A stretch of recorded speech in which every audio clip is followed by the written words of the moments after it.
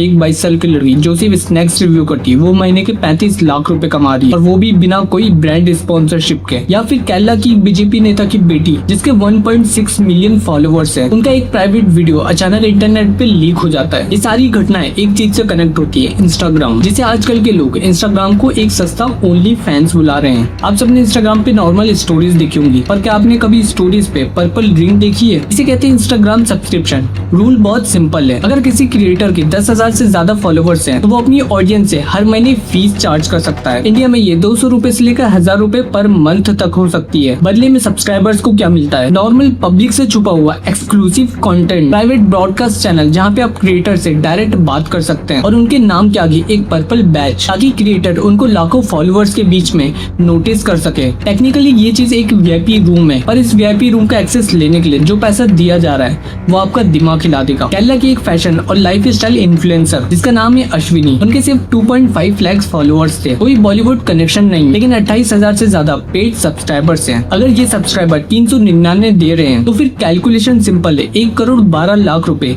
सिर्फ सब्सक्रिप्शन से। इनका नाम है पर्पल हेल्कन, जिसके इंस्टाग्राम पे सिर्फ 2.5 लाख फॉलोवर्स हैं। मगर ये महीने में कमाते कितना है? 1 लाख, 10 लाख, 20 लाख? नहीं, उससे भी ज्यादा। इनका सब्सक्रिप्शन प्लान 399 रुपीज का है, जिसे 22,000 से भी ज्यादा लोगों ने ज्वाइन कर रखा है। तो कैलकुलेशन करने पे अमाउंट 87 लाख रुपीज आता है। अब इसमें से 30% इंस्टाग्राम रखता है, यानी कि 26 लाख रुपए। तो पर्पल हेल्कन को मिलते हैं 61 लाख रुपए। खाने की 22 साल की मुस्कान जो सिर्फ स्नैक्स रिव्यू करती थी, उसके सिर्फ 8,700 सब्सक्राइबर्स उसे हर महीने 32 लाख रुपए दे रहे हैं। पर याद है उड़ीसा की ये लड़की, याद है 2022 में इसका एक वीडियो लीक हो गया था। पूरे इंटरनेट ने इसके लिए सिंपैथी जताई थी, और आज ये वही लड़की 1,800 सब्सक्राइबर्स से हर महीने 27 लाख रुपए कमा रही है। पहले कंट्रोवर्सी करियर खत्म करती थी, और आज कंट्रोवर्सी एक मार्केटिंग टूल बन चुकी है। और आखिर सवाल ये है कि ये कौन सी जनता है जो हर महीने 400 रुपए दे रही है? अब आप सोच रहे होंगे 18 से 19 साल की ये आम लड़कियों को ये एक्सक्लूसिव पेड कंटेंट का आइडिया आया कहाँ से? का ओरिजिनल ब्लूप्रिंट बॉलीवुड ने बनाया था। पूनम पांडे जैसे बी ग्रेड सेलिब्रिटीज ने सबसे पहले अपना प्राइवेट ऐप लॉन्च किया। जब राज कुंद्रा स्कैंडल सामने आया तो देश को पता चला कि प्राइवेट कंटेंट के पीछे हजारों करोड़ का अंडरग्राउंड मार्केट है। लेकिन इंस्टाग्राम ने इस ब्लैक मार्केट को वाइड और लीगल बना दिया। एग्जांपल के लिए नेहा शर्मा को देखिए, पिछले 3 साल में उनकी कोई बड़ी फिल्म नहीं आई, लेकिन उन्होंने इंस्टाग्राम पर 290 रुपए का पर मंथ का सब्सक्रिप्शन लॉन्च किया, और आज उनके पास में 10,000 से ज्यादा सब्सक्राइबर्स हैं, जो हर महीने लगभग 30 लाख जनरेट कर रहे हैं। इंडस्ट्री में एक नया डायलॉग बन चुका है, when rolls dry up reels pay up. जब बॉलीवुड के स्टार्स इस फीचर से लाखों छाप रहे हैं तो आम इन्फ्लुएंसर पीछे क्यों रहेंगे? लेकिन रुकिए, आपको लगता है कि इन सब्सक्रिप्शन पर कॉलेज के बेरोजगार लड़के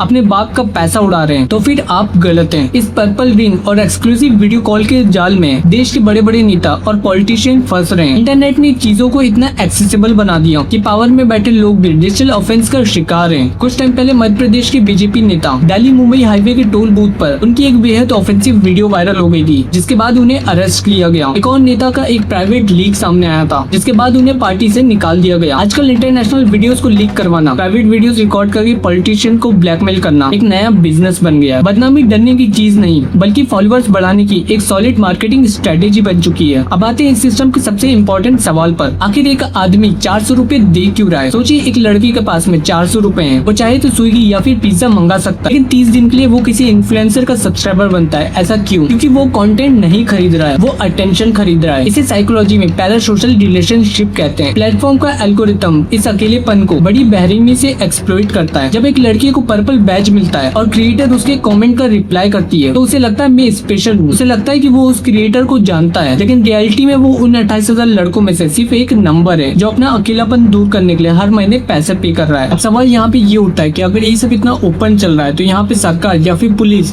इस पे कोई एक्शन क्यों नहीं ले रहा है? क्या ये सब कम्प्लीटली लीगल है? इसका जवाब है ये सब ग्रे जोन में आता है। मेटा की ऑफिशियल पॉलिसी कहती है प्लेटफॉर्म पर फुल ये अलाउ नहीं है, लेकिन सजेस्टिव या फिर सॉफ्ट कोर कंटेंट अलाउ है। वो एक बहुत बड़ा ग्रे एरिया बन चुका है। ये सारे क्रिएटर एग्जैक्टली इस बाउंड्री लाइन पर खेल रहे हैं, लेकिन इंडियन लॉ इस बारे में बड़ा क्लियर है। IT Act 67 और 67A कोई भी सेक्सुअल एक्सप्लॉइट कंटेंट डिस्ट्रीब्यूट करना एक क्रिमिनल ऑफेंस है, भले ही कोई 2 एडल्ट्स के बीच में कंसेंट हो। आपको याद होगा 2025 में इंडिया ने उल्लू और अल्ट वाला जैसे 25 से ज्यादा OTT प्लेटफॉर्म्स को सॉफ्ट पॉर्न और वल्गर कंटेंट दिखाने के चक्कर में परमानेंटली बैन कर दिया। उसी टाइम दिसंबर 2025 को इंस्टाग्राम और फेसबुक को स्ट्रिक्ट वार्निंग भी दी गई थी अपने अपने प्लेटफॉर्म से ऐसे कंटेंट्स को रिमूव करने के लिए। वीडियो के आखिरी में एक रियलिटी चेक देते हैं। इस देश में आईएएस ऑफिसर बनने के लिए एक स्टूडेंट अपने आप को 10 साल घिसता है और उसकी स्टार्टिंग बेसिक सैलरी होती है 56,000 रुपीज। एक इंजीनियर 4 साल पढ़ाई करने के बाद कैंपस प्लेसमेंट में 3.5 लाख का सालाना पैकेज पाता है। एक डॉक्टर 5 साल से ज्यादा पढ़ाई करने के बाद 20,000 की इंटर्नशिप करता है और दूसरी तरफ एक 22 साल की लड़की एक स्मार्टफोन और रिंग लाइट लगाकर सब्सक्रिप्शन की मदद से 35 लाख रुपए कमा लेती है। जब एक 19 साल की लड़की देखती है पढ़ाई और मेहनत करके महीने के सिर्फ 20,000 मिलेंगे और थोड़ा सा बोल्ड होकर प्राइवेसी बेचने पर एक महीने के 10 लाख रुपए कमा सकती है। इन सारी चीजों को अमेरिकन डिजीज कहा जा रहा है। अमेरिका में लड़कियां 18 की होती इजी मनी के चक्कर में ओनली फैंस पर आ जाती हैं। इंडिया में ओनली फैंस डायरेक्ट पॉपुलर नहीं है, तो उन्होंने इंस्टाग्राम को ही अपना प्लेटफॉर्म बना लिया। लेकिन इस इजी मनी के साथ में जो आता है वो इन्हें शुरू में नहीं दिखता है। जो चीज इंटरनेट पर एक बार अपलोड हो गई उसका डिजिटल फुटप्रिंट हमेशा के लिए छप जाता है। पैसे तो आ जाएंगे लेकिन इसके साथ में आएगा सोसाइटी का प्रेशर, ब्लैकमेलिंग का डर, सीवियर एंजाइटी और डिप्रेशन। लाखों रुपए कमाने के बावजूद इंटरनेट की इस डार्क दुनिया में मेंटल पीस हमेशा के लिए खत्म हो जाती है। इजी मनी का प्राइस एक्चुअल में बहुत महंगा पड़ता है। ऐसी और वीडियो देखने के लिए मेरे चैनल को सब्सक्राइब कर लीजिए। मिलते हैं नेक्स्ट वीडियो में।